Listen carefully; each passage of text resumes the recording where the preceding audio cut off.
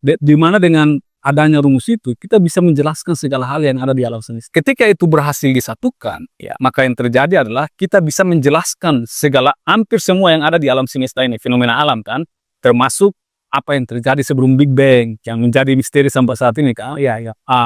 Dan juga kita mungkin bisa tahu kenapa kita bisa ada di sini, kenapa muka Anda seperti itu, bukan seperti Neja misalnya. Ketika dia sakit itu, ketika divonis sama dokter bahwa dia mengalami kelumpuhan otot, terus yang dipertanyakan pertama kali, apakah otak saya terpengaruh atas penyakit ini? Lalu bilang, kalau otak saya masih aman, mau satu badan saya lumpuh, saya nggak masalah. Yeah. It's okay.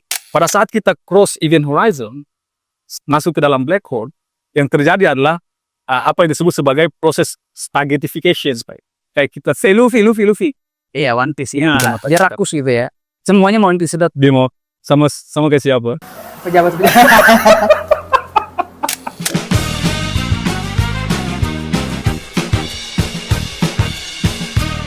Bang Muin, sekarang kita lanjut ke film kedua yang menarik bagi Bang Muin dalam dunia sains, yaitu film Theory of Everything, kisah hidup seorang Stephen Hawking.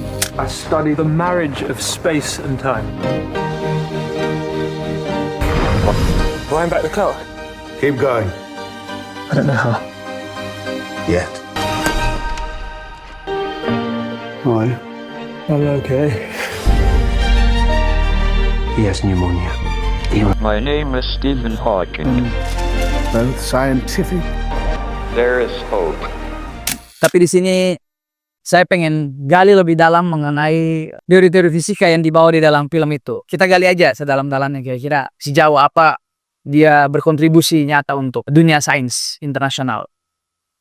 Mungkin pertanyaan pertama saya mengenai apa sih theory of everything itu? Karena jujur ya, saya bahkan mungkin banyak teman-teman orang awam yang kurang paham tentang sains, agak bingung ini film apa sih sebenarnya, agak berat gitu buat kita.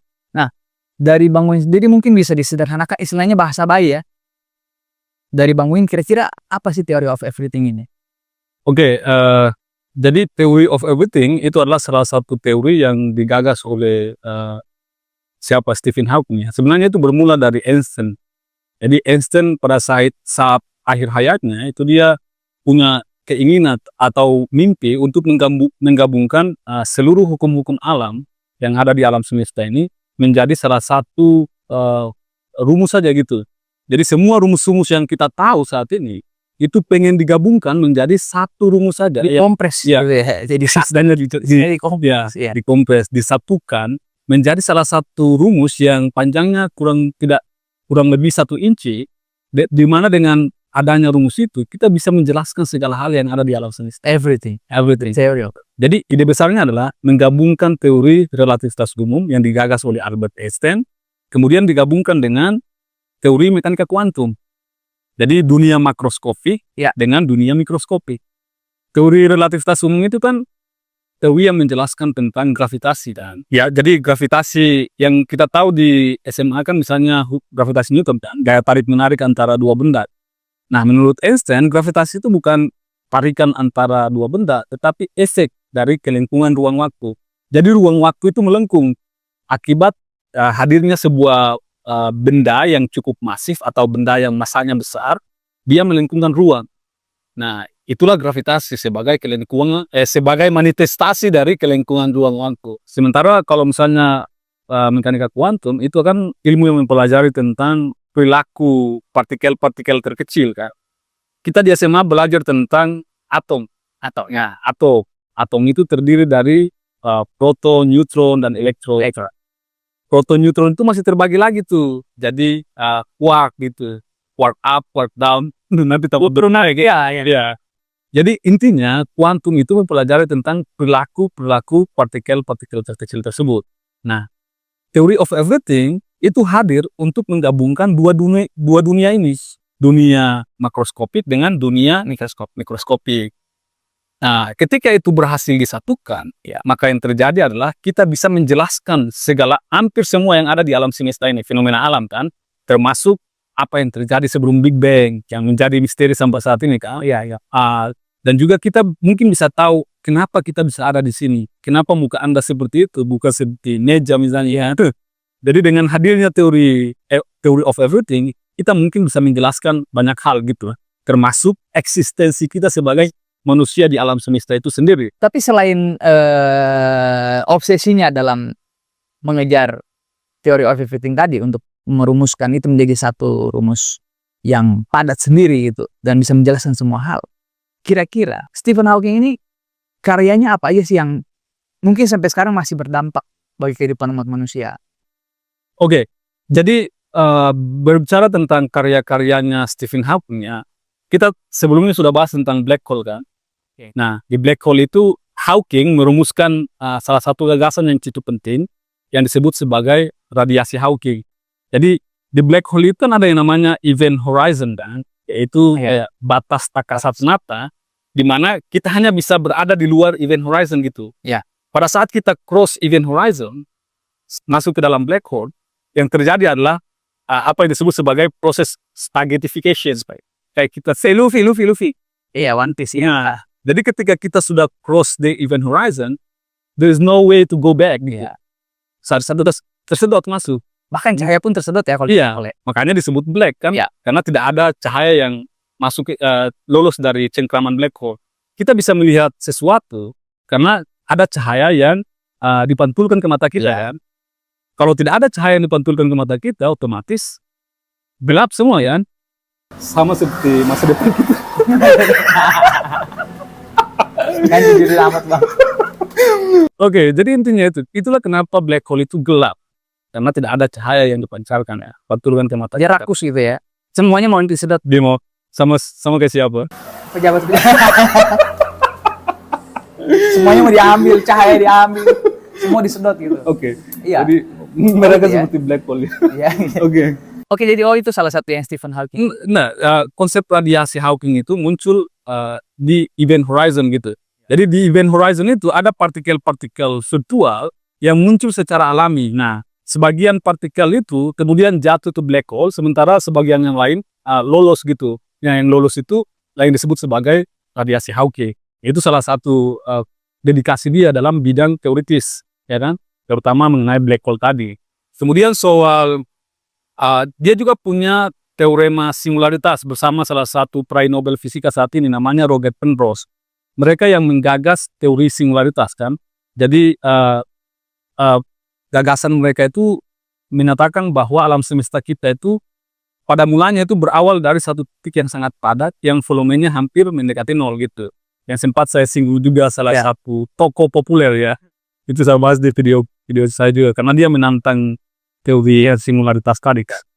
Nah, jadi itu salah satu kontribusi dia mengenai ini kan. Selain itu dia juga berkontribusi dalam mempopulerkan sains dengan bahasa yang mudah dipahami oleh banyak orang melalui buku-bukunya. Misalnya salah satu bukunya The Theory of Everything, kita bahas sini kayak.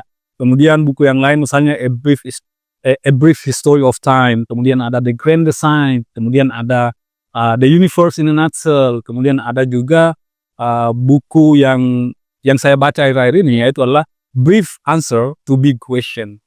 Nah, dari buku-buku itu dia mencoba untuk menjelaskan konsep-konsep fisika yang abstrak tadi dengan bahasa yang mudah dipahami oleh banyak orang gitu, orang-orang tahu ya bahasa istilahnya ya. Jadi dia bisa menyentuh seluruh kalangan gitu. Iya. Nah, itulah yang menginspirasi saya juga untuk membuat konten-konten sains yang setidaknya bisa menjama atau mencapai audiens yang mungkin tidak terlalu aware dengan sains gitu. Tapi film ini sebenarnya bukan film yang berat juga ya. Karena cerita umumnya mungkin Bang Aris juga sudah nonton. Lebih ke biografi sih. Iya, menjelaskan tentang kisah hidupnya Stephen Hawking ya. Bisa percintaan. Judulnya saja yang Theory of Everything. Ya, jadi tapi konsep besarnya tadi yang sudah saya jelaskan tadi ya. Nah, film ini secara umum membahas tentang kisah hidupnya Stephen Hawking. Terus dia bagaimana struggle dengan penyakitnya. Kemudian kisah hidupnya bersama istrinya Jane kan. Betul, Jane ya. Kemudian apa lagi ya? Yang menarik gagasan dia. Iya, gagasan dan yang menarik yang saya nonton di film itu ketika dia divonis. Oh, itu kira-kira pesan moral atau dari segi filosofis Bang Aris gimana? Iya, ketika dia sakit itu ketika divonis sama dokter bahwa dia mengalami kelumpuhan otot dan lain sebagainya. Terus yang dipertanyakan pertama kali bukan apakah alat vital masih bisa tetap hidup, ya kan? Apakah saya masih bisa jalan atau yang dipertanyakan pertama kali ketika divonis sama dokter, apakah otak saya terpengaruh atas penyakit ini lalu bilang, dan itu tidak. Hinar itu ya. Ya udah, menurut dia ya udah, kalau otak saya masih aman, mau satu badan saya lumpuh, saya nggak masalah. Iya. It's okay. Yang penting saya bisa tetap berpikir dan memberikan ide-ide dan sumbangsi terhadap dunia sains. Benar sekali. Bahkan di saat vonisnya yang sudah sangat parah di kursi roda, yang kepala aja udah patah-patah kan di atas kursi roda, dia tetap masih bisa berkontribusi dalam dunia sains. Wow. Nah, pelajaran yang bisa diambil sih ya, selama otak kita masih bisa terus berpikir, tetaplah memberikan kontribusi. Apapun bidang kita ya, tetaplah memberikan kontribusi. Itu sih yang saya tangkap dari mungkin pesan-pesan moral, Iya. ambisinya dia itu wah gokil sih. Iya ya, benar itu. Di saat dia sudah tidak bisa melakukan aktivitas fisik, Ya. tapi dia masih bisa punya kekuatan otak untuk berkontribusi dalam bidang sains. Kenapa kita yang, ya kan, Yang masih masih sehat seperti ini, terus memilih diam dan menikmati konten-konten tidur-tiduran sambil scrolling TikTok. Iya benar sih. Padahal ada banyak hal yang bisa kita perbaiki di muka bumi ini gitu. Benar. Iya. Nah, jadi bagaimana kita menggali potensi kita untuk berkontribusi di dunia kita masing-masing gitu ya. Bukan di multiverse gitu. Ya udah di universe yang lain. Jangan tunggu mati dulu baru berkontribusi. Karena walaupun Stephen Hawking sampai mati pun sampai udah nggak ada masih tetap Iya. kontribusinya masih Berlangsung ya. ya. Karena karya-karyanya tadi. Benar. Oke. Ada lagi ya? Atau itu aja mungkin? Sejauh ini ya itu saja sih. Iya. Balik lagi kalau masih ada yang kurang mungkin bisa ditambahkan oleh teman-teman. Terus kalau secara story filmnya, alurnya, terus sinematografinya, Menarik gak itu? komposisi musiknya, teman-teman boleh nonton, recommended banget ya Geo. Sebenarnya nggak berat-berat amat juga sih, cuman kita pengen gali aja tadi mengenai teori-teori sains yang ada dalam film itu. Tapi kalau mau dinikmati ya monggo. Mungkin yang berat itu Oppenheimer nih. Setelah ini kita bakal bahas film Oppenheimer yang memang bagi sebagian besar orang awam ya, film ini cukup berat untuk dicerna.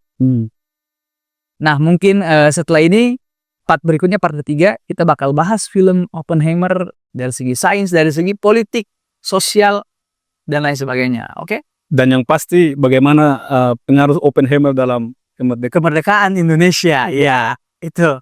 Nanti teman-teman kalau pengen ngobrol lebih jauh, pengen ada masukan, ataupun mungkin dalam film Theory of Everything ada hal-hal yang teman-teman penasaran, pengen tanya, yang belum kita bahas tadi ya. Mungkin ada yang terlewatkan, teman-teman pengen tanya, boleh komen di bawah, nanti pakarnya yang langsung jawab, bukan saya. Guys, sebelum tutup ya, saya mau klarifikasi dulu bahwa semua penjelasan tadi itu dikhususkan untuk orang-orang awam. Jadi penjelasannya itu sangat populer gitu. Jadi ya saya tidak bilang pembahasan saya sudah benar secara teknisnya, karena bahasa tadi penjelasan saya coba simplifikasi supaya lebih mudah dipahami. Itu aja sih. Siap. Nongwin, thank you very much. Ya, Kita ketemu lagi nanti di part ketiga oke. film Oppenheimer. Thank you very much.